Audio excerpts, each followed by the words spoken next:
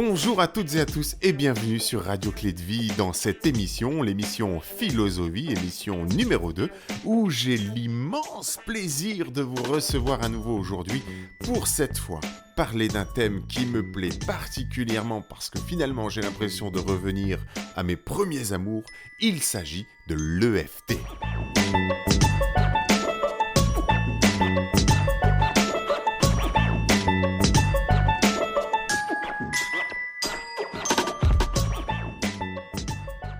L'EFT signifie Emotional Freedom Technique et il y a quelques années, lorsque j'ai découvert cette pratique sur internet, j'ai commencé à l'appliquer sur mon entourage. Mes amis, ma famille, mes enfants, j'ai saoulé un petit peu tout le monde avec ça et en même temps, j'ai eu de super résultats. J'ai donc décidé d'aller me former à cet outil pour pouvoir le proposer à ma clientèle. Et là, j'ai rencontré, entre autres, Marion Blic et Jean-Michel Guret. Et il se trouve qu'il y a quelques semaines, je recevais Jean-Michel Guret à la maison à l'occasion d'un séminaire autour de la méditation et nous avons pris le temps d'un échange autour de cette magnifique pratique. Je vous propose donc une interview de Jean-Michel Guret sur le thème de l'EFT. Je vous retrouve tout de suite après. Amusez-vous bien, soyez attentifs, tout cela pourrait bien changer votre vie et celle de votre entourage.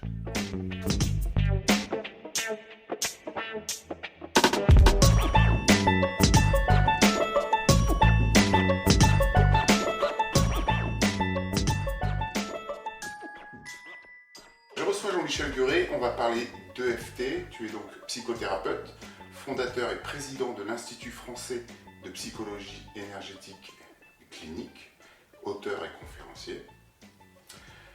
Et donc d'ailleurs dans ton dernier livre, c'est Mieux vivre avec l'EFT.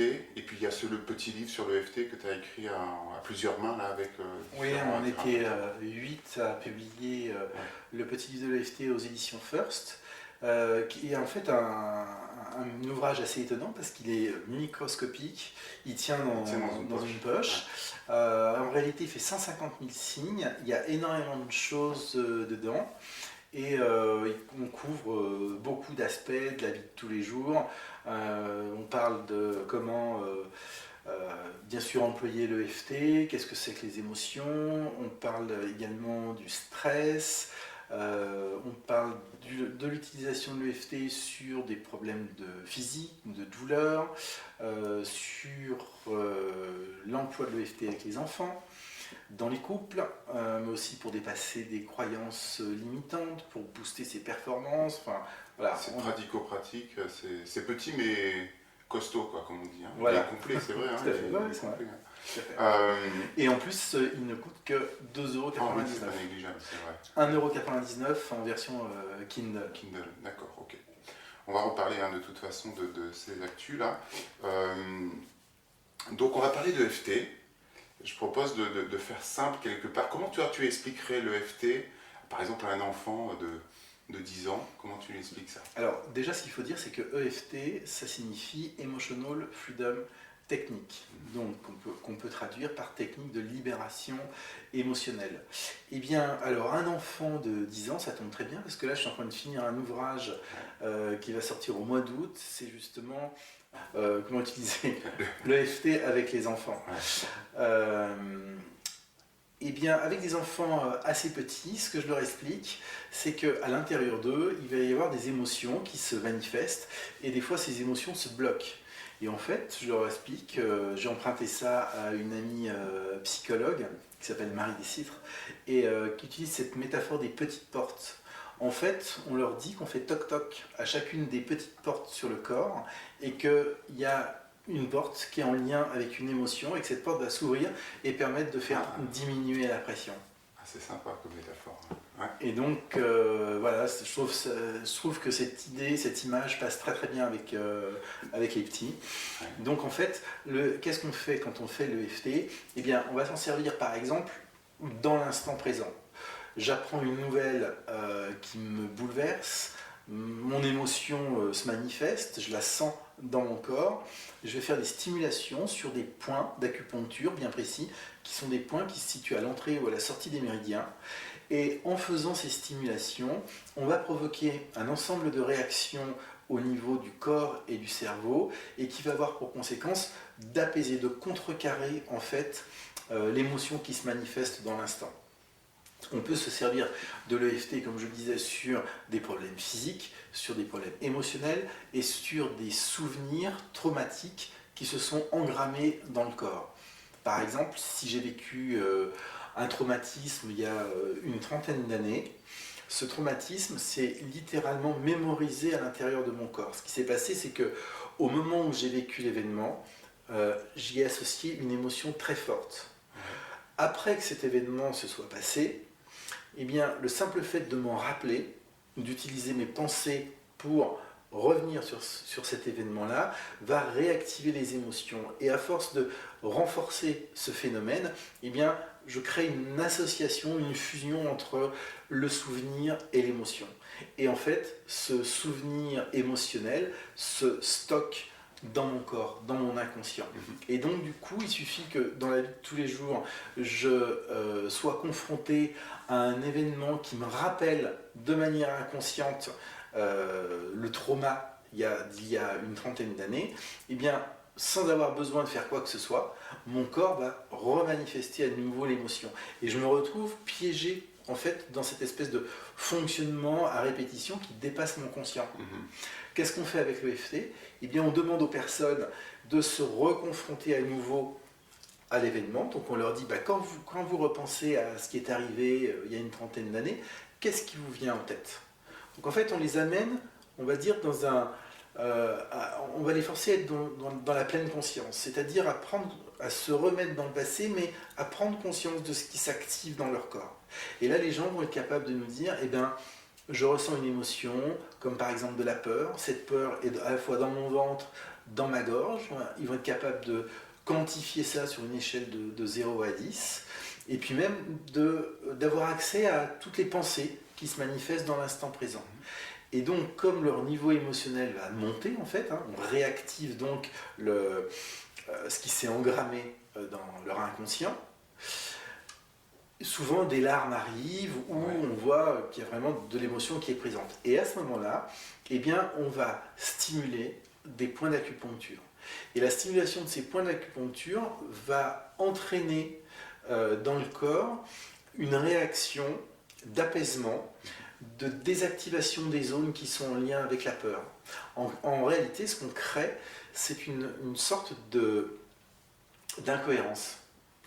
Parce que le corps, il a tellement pris l'habitude de manifester l'émotion en lien avec le souvenir, que tout d'un coup, on lui envoie des signaux, comme quoi, un signal de « détends-toi ».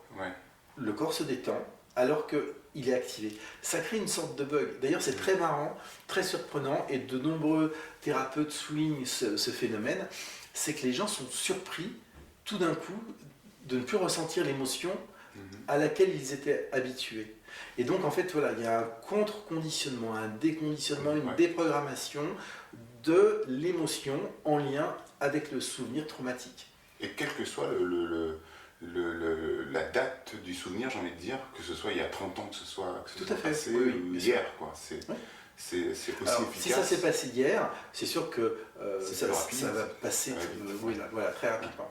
C'est-à-dire qu'on n'aura pas, le corps, l'inconscient, en fait, n'aura pas eu le temps de stocker dans le corps des réseaux de mémoire en lien avec cette émotion.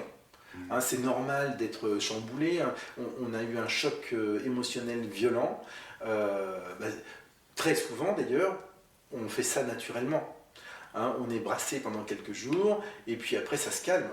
On était peut-être réveillé par des cauchemars, et puis les cauchemars disparaissent. Donc en fait, c'est un phénomène naturel.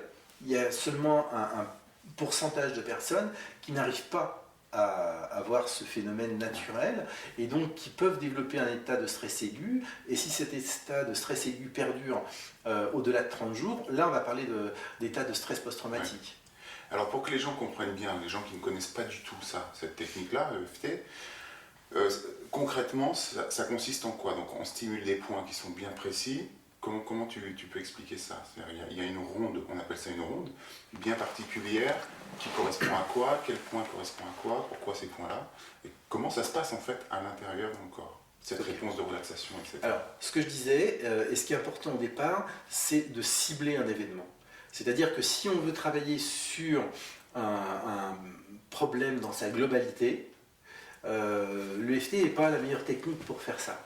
Par exemple, si on veut travailler sur quelqu'un qui serait stressé, qui a peur de tout, s'il voudrait traiter sa peur de tout comme ça d'une manière générale, ça ne serait pas efficace. On va d'abord prendre du temps pour essayer de chercher et retrouver ce qui est à l'origine de cette peur de tout. Donc on va peut-être par exemple faire une liste d'événements qui ont déclenché cette peur de tout. Et on va travailler ces événements-là. Donc on va les cibler. On va se centrer sur l'événement, on va en parler, on va laisser se dérouler l'événement dans notre tête comme si c'était un petit film et identifier une image qui fait monter l'émotion. Là, on fera une pause. On aura donc une image. Quand on a cette image, à partir de cette image, on va ressentir quelque chose et on va donc créer une première phrase qu'on appelle la phrase de préparation et qui va globalement exprimer ce qu'on ressent quand on pense à ce qui s'est passé. Et donc c'est la fameuse phrase de FT où on va dire, alors on va stimuler une partie de la main qu'on appelle le point karaté dès le départ, et on va prononcer cette phrase. On va la répéter une fois, deux fois ou trois fois. Ça va dépendre de l'émotion qu'on ressent. Si on ressent beaucoup d'émotion, on répétera la phrase une seule fois. Et par exemple, ça sera, même si je ressens cette émotion, quand je repense à ce que j'ai vécu, je m'accepte tel que je suis. En fait, l'EFT, alors déjà je vais faire une petite parenthèse, l'EFT découle d'une technique qui s'appelle la thérapie du champ mental. Et en fait, l'EFT est une simplification de cette méthode-là. Et ces deux techniques, EFT, thérapie du champ mental, empruntent des notions qui sont bien connues dans la psychothérapie, l'exposition, hein, c'est ce qu'on fait en reparlant du problème, l'acceptation, cette fameuse phrase qui se termine par « je m'accepte comme je suis », la pleine conscience parce qu'on est centré sur les sensations qu'on ressent et on travaille là-dessus. Donc on va faire cette première phrase et ensuite on va enchaîner des stimulations. Donc il y a 15 points. Le premier point, il est sur le haut de la tête, on pourra y revenir si tu le souhaites. Deuxième point, au début de la racine des sourcils, au-dessus du nez. Le troisième point au coin des yeux, ensuite le quatrième sous les yeux, sous le nez, sous la bouche, sous les clavicules, sous le bras, sous les pectoraux. On a un point qui se trouve à la base de l'ongle du pouce côté extérieur, même endroit sur l'index, le majeur, le petit doigt, et puis le 15e point qui se trouve sur le dos de la main. Voilà.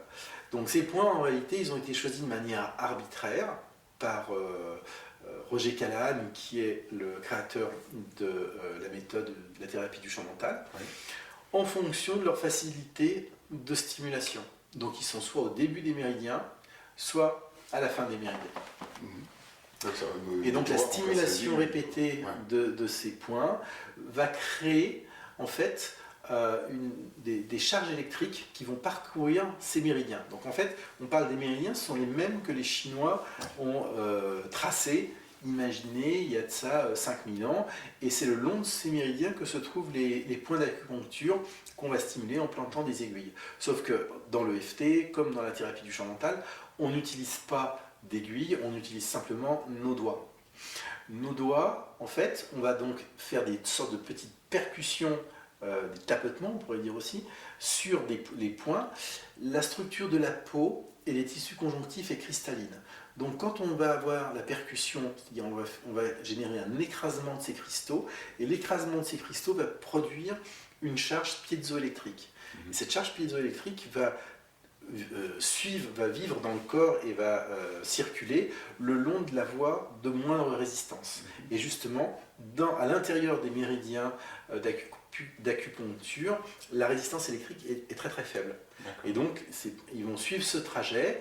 Alors, il y a des explications que Gary Craig dit par exemple que la cause de toute émotion négative provient d'un blocage dans le circuit des méridiens, et donc la charge piézoélectrique va venir faire sauter ce blocage-là. Mais il y a d'autres explications.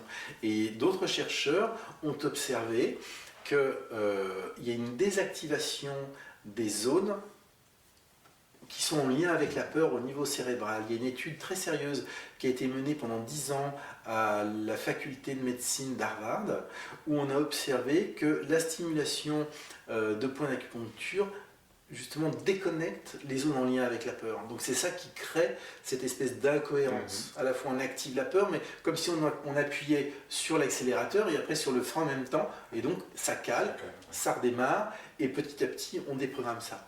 On a également observé que quand on stimule les points d'acupuncture, quand on enchaîne en fait notre séquence, on augmente la production au niveau cérébral, on peut mesurer ça avec un électroencéphalogramme, on augmente la production d'ondes delta-theta. Alors il faut savoir que quand on est comme ça en train de discuter tous les deux, notre cerveau a une certaine fréquence vibratoire qu'on appelle bêta, c'est-à-dire aux alentours de 20-24 Hz. Si on commence par exemple à se détendre, à fermer les yeux, à relâcher notre langue dans la bouche, on va passer en état alpha, donc un état inférieur. Et puis, si on faisait de l'hypnose, si tu me faisais une séance d'hypnose par exemple, et bien rapidement je commencerai à passer de plus en plus en onde θ. Et puis si je me laissais carrément aller et voir dans des états très profonds, voire où je m'endors, ce qui m'arrive des fois, et bien là je passerai en delta.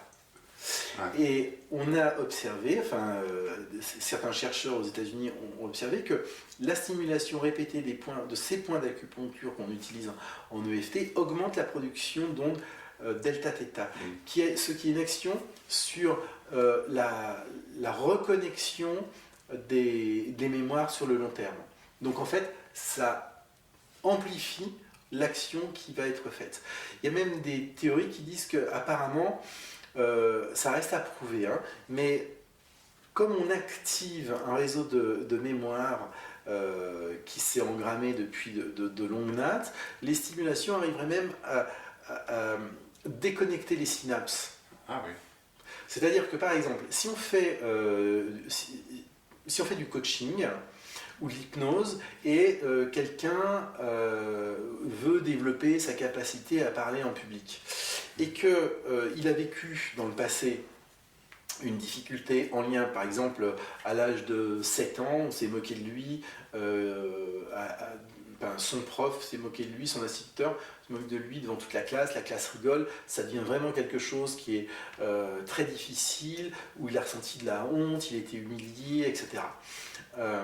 Ça perdure à l'âge adulte. Donc ce qui fait que la personne arrivée à l'âge adulte, elle se retrouve en situation de prendre la parole en public et tout d'un coup c'est panique à bord. Parce que justement c'est ce réseau-là qui se réactive. Donc la personne, qu'est-ce qu'elle va faire? Elle va apprendre des cours pour parler en public. Donc elle va avoir un coach vocal, elle va avoir des gens qui vont lui donner des techniques, la technique de la lettre, c'est-à-dire je balaye toute la salle avec mon regard, etc., etc. La personne va tisser de nouvelles compétences. C'est-à-dire que dans son cerveau, il y a des neurones qui vont se connecter les uns aux autres. Et comme la personne va faire des exercices répétés, on va avoir des réseaux de neurones qui vont grossir. Donc, dans son cerveau, il y aura toujours un réseau qui dit « ça fait mal parce que mon prof m'a humilié quand j'avais 7 ans ». Et puis, il y a un nouveau réseau qui va, avec le temps, commencer à grossir. Et puis, qui va venir même dépasser en taille l'ancien réseau. Et donc, finalement, la personne va être capable de parler en public, d'être à l'aise, même d'y prendre plaisir. Simplement, quand on va discuter avec elle, elle aura tendance à dire, et j'en discutais avec un coach vocal qui me disait ça, néanmoins j'ai parlé devant des millions de personnes, je continue à garder un truc là dans mon estomac qui se tord un peu. C'est léger, je l'ai vraiment dompté avec le temps, mais néanmoins c'est toujours présent. Ouais. Ça veut dire quoi? Ça veut dire que le souvenir, en fait, il est toujours là. Ce qu'on observe quand on travaille en EFT, en TFT et avec d'autres techniques, c'est qu'on active le réseau et on déconnecte le réseau de là où ça devient mal. Et c'est ce qui expliquerait, je le dis au conditionnel, ce qui expliquerait justement les résultats étonnants qu'on peut avoir avec des techniques comme l'EFT, c'est-à-dire il y a un changement qui est rapide et qui est pérenne. Parce que du coup, on n'a pas besoin... Alors, ça sera très bien. Hein. Si je fais ce travail-là, tout de suite, je déconnecte le souvenir de la peur. Ouais. Et si j'ai mon coach vocal, etc., et que je fais ce dont je parlais tout à l'heure, ça sera que mieux. Tu renforces. Mais il n'y aura plus le truc bizarre à l'intérieur. Et donc, on arrive à faire changer du tout au tout le comportement de certaines personnes qui sont vraiment, on va dire, ébahies par la rapidité de l'intervention. Est-ce qu'il y a un cas, justement, en cabinet qui te revient, qui, toi, là, t'a le plus marqué dans je ne sais pas si c'est dans la rapidité ou le fait que même toi, tu t'y attendais pas, quoi, que ce soit aussi efficace? Alors, il n'y en a pas qu'un, il y en a vraiment beaucoup. Ouais. Parce que, justement, c'est une constante, hein, c'est pas... c'est vraiment partagé par de très nombreux praticiens. Déjà, moi j'ai commencé avec l'hypnose et j'étais vraiment bluffé des résultats de l'hypnose. Ouais. Je dirais que c'est presque encore pire avec l'EFT. J'ai un cas, on parlait justement de prise de parole en public. Un homme qui vient un jour en consultation et il me dit écoutez, j'ai eu de la chance d'avoir juste un rendez-vous tout de suite, j'ai appelé votre secrétaire, il y avait une annulation donc j'ai pris le créneau. Il me dit j'ai trouvé votre livre ce matin à la FNAC, je l'ai lu, j'ai vu votre téléphone, j'ai appelé. Il me dit voilà, je suis en panique, je viens d'être nommé président de ma société. Et je lui dis comment ça pourquoi vous paniquez? Il y en a plein qui seraient vraiment hyper heureux. Et il me dit parce qu'en fait toute ma vie j'étais numéro 2 et j'ai souhaité rester numéro 2 pour une raison, c'est que je suis nul quand je dois prendre la parole en public. Sauf que là j'ai plus la possibilité, il n'y a plus de place pour un numéro 1 et un numéro 2, le numéro 1 est parti, donc c'est soit moi je prenais sa place, soit je partais avec. Donc il me dit mais là j'ai des conférences vidéo, des visioconférences à animer. Je suis en face de 5 gars, je les connais, c'est mes collègues, ça fait 20 ans qu'on bosse ensemble. Il me dit, mais vous pouvez pas imaginer dans quel état je suis, j'ai une voix de petite vieille qui chevrotte. Et donc il me dit, j'ai été nommé partout autour du monde, il est d'origine d'Amérique du Sud. D'accord. Il me dit donc en Amérique du Sud, j'ai été voir des chamans, des guérisseurs. Il me dit j'ai vu bien évidemment psychiatre, psychologue, etc. J'ai essayé à peu près toutes les thérapies possibles et imaginables. J'ai même été en poste aux Philippines et j'ai vu les médecins philippins avec les opérations. Il me dit je ne sais plus quoi faire. Donc j'ai vu votre bouquin. Comme il y avait un chapitre sur la peur de parler en public, bah voilà, je viens vous voir. Et donc on prend un temps assez long pour passer en revue tout ce qu'il avait fait, et je m'aperçois que dans tout ce qu'il a fait, il n'a jamais été travaillé sur une chose, c'est-à-dire son enfance. Donc on a fait ce travail, je vais vite pour... On a fait ce travail sur son enfance. On a trouvé un événement où notamment son père est très violent avec lui, il a une dizaine d'années, on a travaillé là-dessus.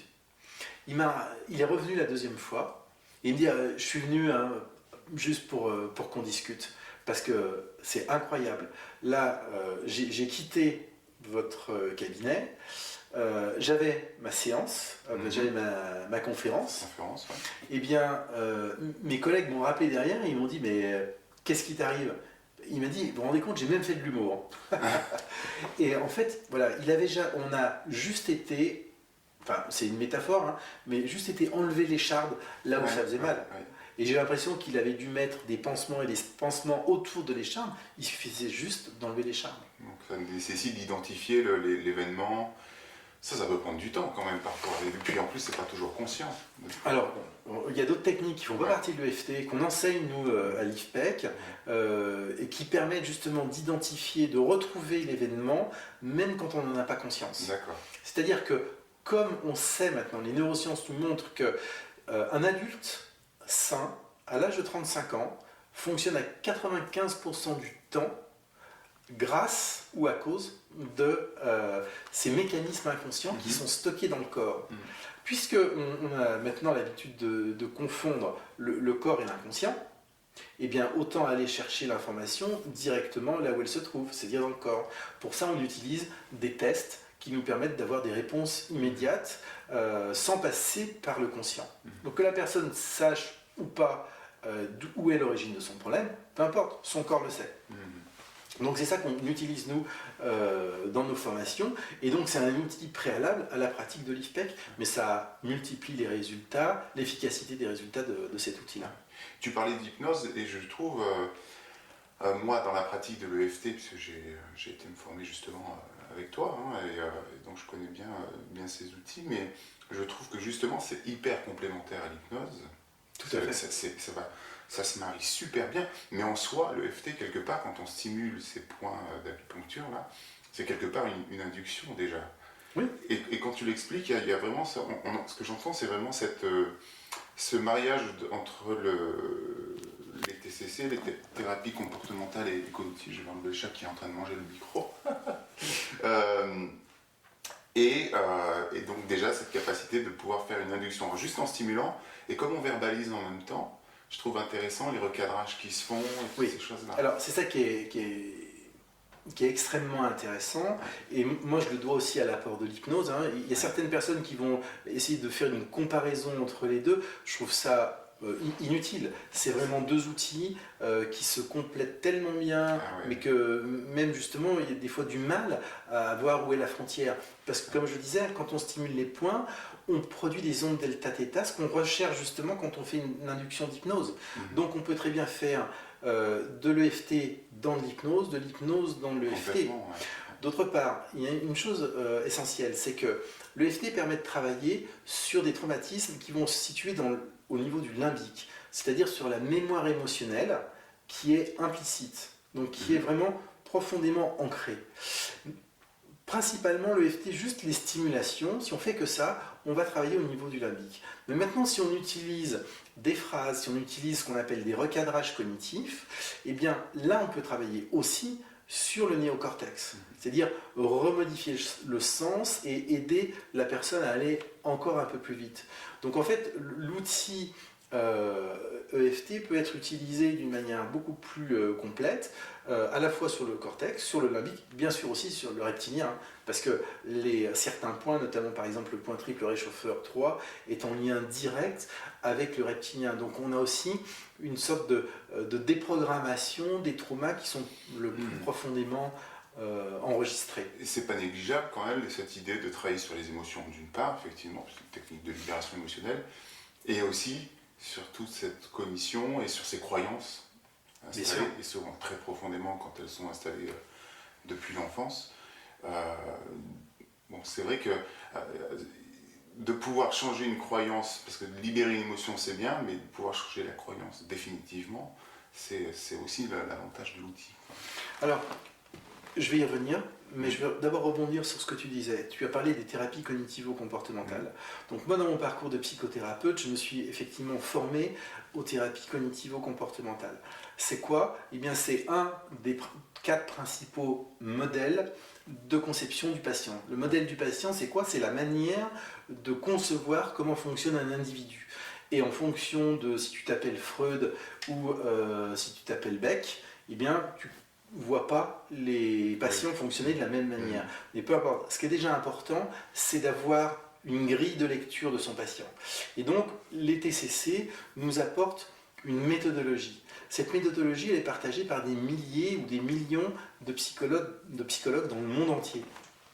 Et donc, ça veut dire que les protocoles qui sont utilisés dans les thérapies cognitivo-comportementales, ils sont validés. Validés par l'OMS, validés par l'INSERM, validés par les États et par les représentants des États. Donc, c'est des choses qui sont sûres, c'est pas inventé, sorti du chapeau comme ça.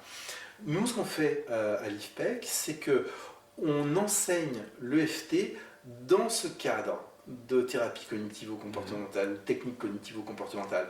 Donc en fait, c'est un cadre qui est beaucoup plus sécure que de vouloir faire de l'EFT comme ça. Juste comme ça, ça, c'est très important. C'est super important. On va justement y venir aux formations, mais juste avant, pour que les gens vraiment se rendent compte. Donc, justement, je reviens sur ce que tu disais, c'est-à-dire les croyances. Dans les thérapies cognitivo-comportementales, il y a une évolution qu'on appelle la 3e vague. Et dans la 3e vague, on retrouve d'autres conceptions et d'autres outils comme la pleine conscience, comme les thérapies d'acceptation, et puis la fameuse thérapie des schémas. La thérapie des schémas elle a été amenée par Jeffrey Young, qui est un docteur en psychologie, et son explication elle est très simple, en 2 mots, c'est que quand l'enfant vient au monde, il a déjà un tempérament émotionnel qui est inné, et qui est relativement stable dans le temps. Il a également des besoins fondamentaux qui sont universels. Dans ces besoins fondamentaux, il y a l'amour, la protection, le jeu, etc., etc. Et puis, il y a une famille, généralement, qui est là pour répondre à ces besoins fondamentaux. Le tempérament de l'enfant va influer la manière dont la famille répond partiellement ou totalement à ses besoins fondamentaux. Et de là vont se mettre en place ce qu'il appelle des schémas. Un schéma, c'est plus qu'une croyance. Un schéma, c'est une partie de l'identité de la personne. C'est-à-dire, c'est les événements qu'il a vécus, avec les émotions qu'il a vécues, les ressentis, tout ce qu'il a entendu, vu, etc. Et puis aussi, toutes ces cognitions, ces pensées, et donc les croyances qui se sont installées. Tout ça s'appelle un schéma. Et ces schémas-là, ils se développent pendant l'enfance, et l'enfance, parce que l'enfant va s'adapter à son environnement. Et comme le cerveau des enfants fonctionne lui aussi en θ, jusqu'à 6 ans, ça s'engramme dans l'inconscient très profondément. Et en fait, c'est très difficile à changer ça. En fait, Jeffrey Young dit que les schémas se battent pour survivre. Et donc, si on veut changer les croyances, eh bien, il va falloir aller travailler sur les événements qui ont installé les schémas. En tout cas, en EFT, c'est comme ça qu'on vient le travailler. Et donc, si on arrive à faire diminuer l'émotion qui est enregistrée dans l'inconscient en lien avec le schéma qui a installé la croyance, eh bien, on change la croyance. Et donc, on désamorce l'émotion, et ensuite on fait une restructuration cognitive et on vient changer la croyance, et après on va la renforcer. Alors on peut la renforcer avec de l'hypnose, avec de la répétition, avec etc. etc. Avec l'utilisation du positif, on peut utiliser aussi du positif avec le l'EFT.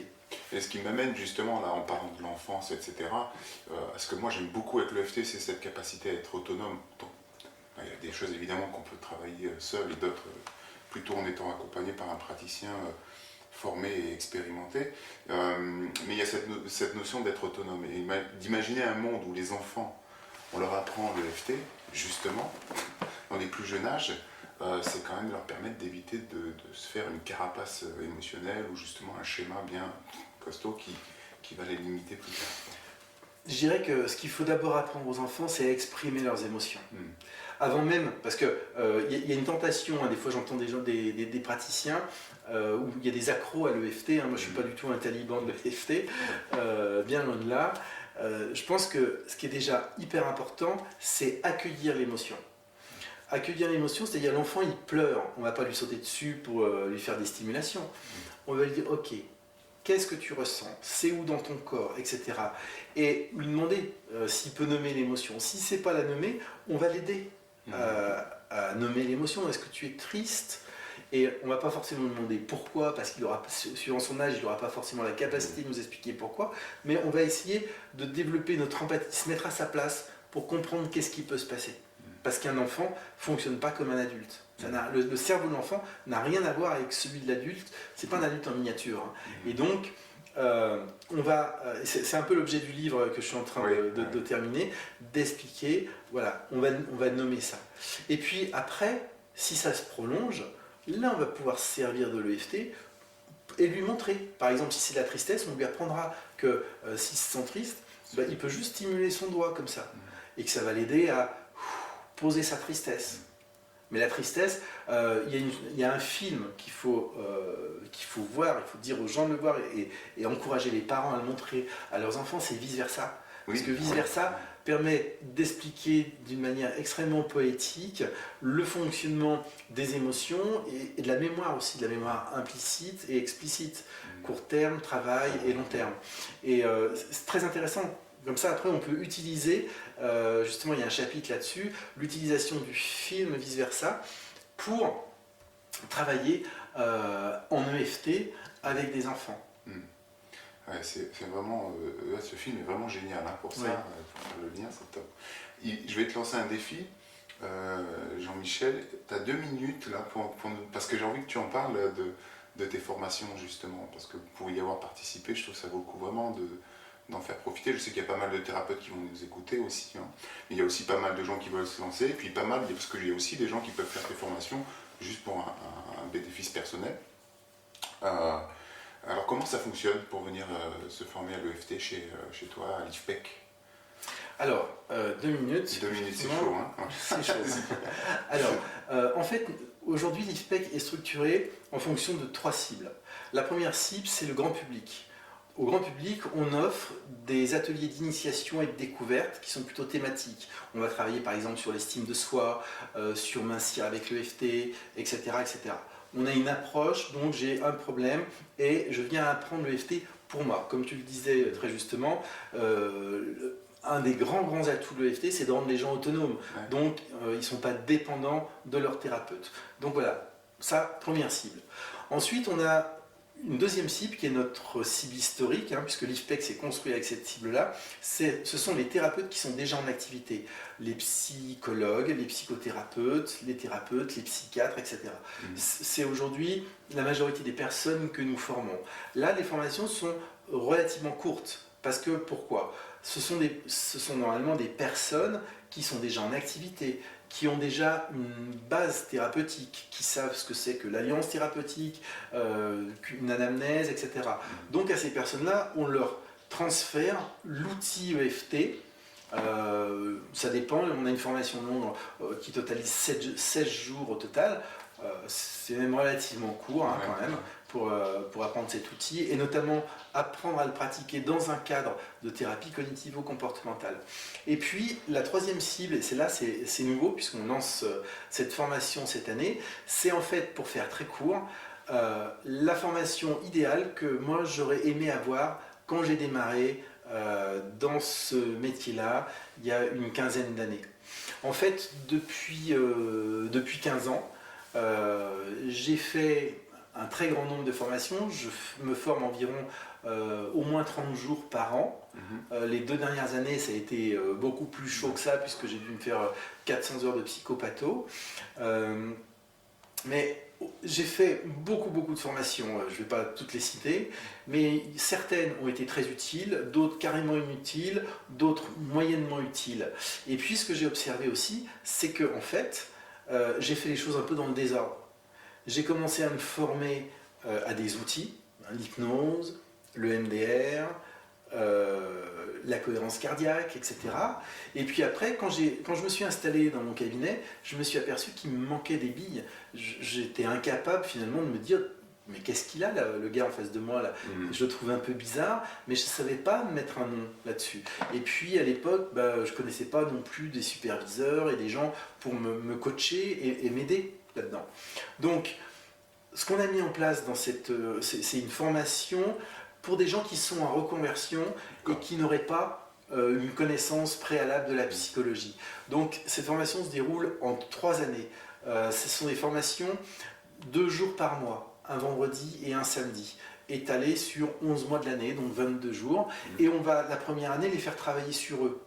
Ils vont d'abord découvrir ce que c'est que ce qu'on appelle la subjectivité, l'intersubjectivité, les différents modèles du patient. Après ça, on va leur donner, on va les armer pour qu'ils soient capables de savoir qu'ils ont en face d'eux. Donc ils vont faire de la psychopathologie, les troubles anxieux, les troubles de l'humeur, les troubles du comportement, les troubles psychotiques, et savoir tout de suite dire non, alors lui je peux le prendre et lui je peux pas le prendre, je vais le référer à un tel, à tel. Après on va rentrer dans des notions théoriques du comportement, la théorie cognitive, leurs applications en thérapie, etc.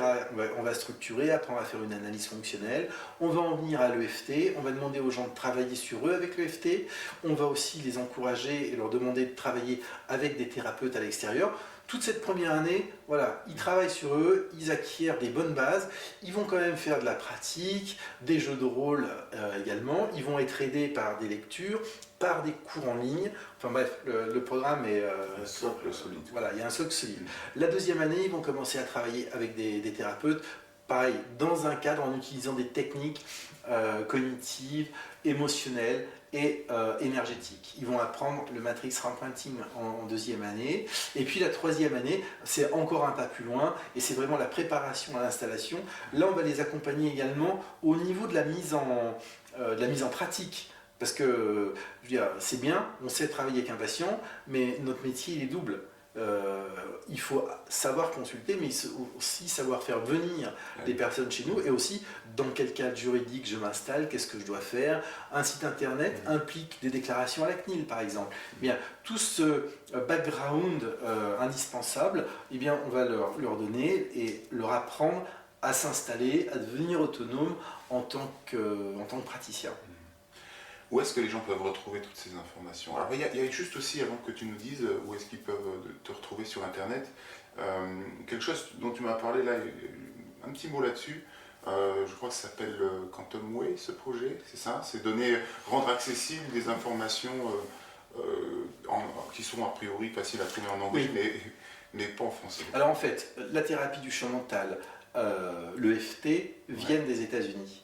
Les États-Unis, évidemment, sont en avance sur nous. Donc si on veut rattraper notre retard, ou en tout cas être à la page, il y a intérêt à tisser des contacts étroits. Donc moi, j'ai noué des contacts depuis des années avec les États-Unis, et notamment avec l'association américaine de la psychologie énergétique, qui s'appelle l'ASCEP, l'association américaine pour la psycho-énergétique globale. C'est une association qui a, en 2012, été reconnue par la puissante association américaine des psychologues, l'APA.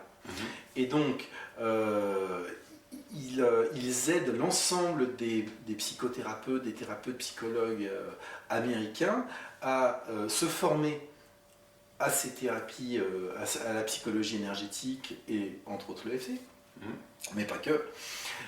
Et il leur donne aussi des éléments pour pouvoir défendre cette technique. Parce qu'aux États-Unis, il ne faut pas oublier une chose, nous on ne l'a pas vécu en France parce que de toute façon, pour l'instant, c'est pas du tout connu, la psychologie énergétique.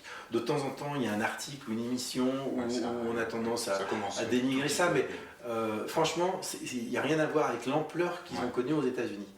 Et ils se sont structurés, et ils ont fait des études, ils ont produit des centaines d'études.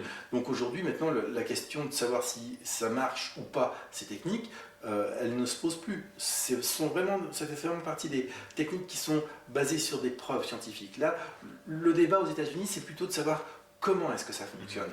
Et justement, là, l'ASCEP a produit des cours en ligne, réalisés par les meilleurs experts.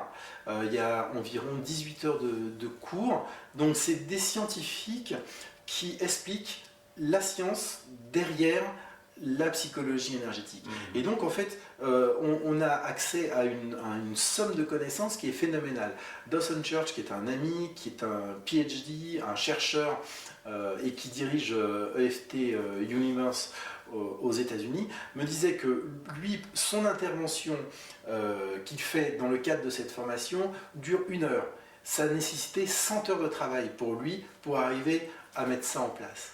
Et donc, j'ai suivi ce cours que je trouve absolument passionnant, et je me suis dit, mais quand je vois le nombre de Français qui ne parlent pas, alors au Canada ils n'ont pas ce problème-là, mais en France il y a quand même beaucoup, toi le premier d'ailleurs, de Français qui ne sont pas bilingues. Et donc l'idée, ça a été de mettre en place, de passer un accord avec l'ASCEP et avec d'autres associations et d'autres personnes, d'autres programmes qui viendront par la suite, pour, dans un premier temps, traduire en français les programmes, dans un deuxième temps, doubler les voix en français, et offrir en fait tout ce matériel indispensable à l'ensemble des thérapeutes français. Et donc, ça fait l'objet en fait d'une plateforme qui s'appelle quantumway.com, donc quantum-way.com, et donc qui va produire et mettre à disposition ce programme très prochainement. D'accord. Et donc pour retrouver tes formations, toutes ces informations, eh ben, c'est très simple, il y a une seule adresse, c'est www.ifpec.org. Parfait. ifpec.org. Super. Il faudrait plus d'1 heure pour aller... Il y a tellement de choses à dire. Ah ben, en fait, moi c'est hyper passionnant parce que plus on rentre, moi au départ quand je me suis formé à l'EFT, je me suis dit mais c'est quoi ce truc bizarre quoi. Ça semblait tellement bête que du coup j'ai vraiment eu une réaction que je vois très souvent. C'est pour ça que bien sûr, ça me choque absolument pas de voir des gens qui ont cette réaction. D'ailleurs, je la trouve plutôt saine. Mais quand on commence à creuser, et d'ailleurs dans le programme là qu'on va mettre en ligne sur Quantum Way, il y a un scientifique qui s'appelle James Oshman, qui fait un cycle de 4 conférences sur justement l'explication scientifique à la fois des méridiens. Maintenant, il y a des chercheurs qui ont prouvé scientifiquement l'existence des méridiens, ce qui justement est totalement nouveau. Il parle également de tous les champs énergétiques du corps, les chakras, etc. C'est vraiment réellement passionnant, on apprend plein de choses et j'avais pas encore accès à toute cette connaissance, c'est vraiment passionnant quoi. Donc là ça devient... On peut en parler pendant des jours, c'est pas des heures. Oui, c'est interminable, comme tu dis, c'est passionnant. Donc j'invite tout le monde à se rendre sur le site de l'IFPEC, sur Quantum Way, pour retrouver Jean-Michel Guret, donc qui nous parle de l'EFT et puis de toutes ces approches quantiques. Et Jean-Michel, je te remercie. Merci à toi. Toute cette passion là que tu transmets, et puis à bientôt, ici ou ailleurs. À bientôt. À bientôt. Merci.